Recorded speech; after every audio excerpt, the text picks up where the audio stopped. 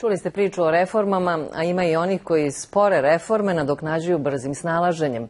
Takvima moderne tehnologije omogućavaju da iz kućne fotelje trguju na svetskim berzama.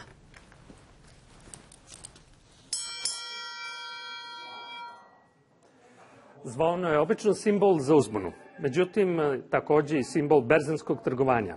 Ali kako trgovati u Srbiji kada je tržište kapitala u stagnaciji?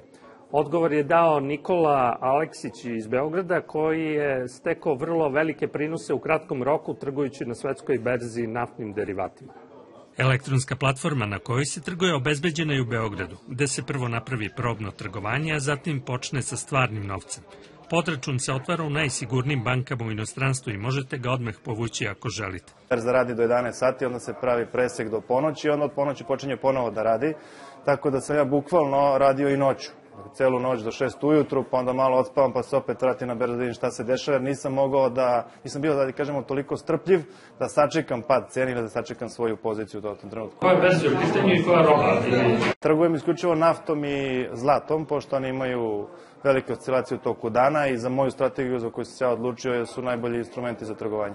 Na pitanje da li je berza kocka, Aleksić kaže da na kocki u jednom danu možete da izgubite sve, a ovde je reč o strategiji gde je kretanje dnevnih vrednosti akcija daleko manje. Osim domaćih, odnosno državnih obveznica za staru deviznu štednju, jedino je Erste banka tako je listirala obveznice pre nekog vremenskog perioda i one trenutno nose nominalni godišnji prinos od 15% na dinare.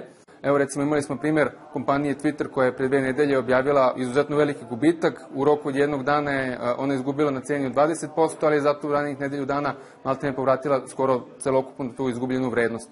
Što se tiče akcija Facebooka, one se drži trenutno na nivou od $64 za jednu akciju, odnosno plus minus, kažemo 10 centi. Na domaćem tržištu kapitala kriza traje već 6 godina. Mnoge firme i banke su uprkos spremnosti da javno iznose berzanske podatke propale.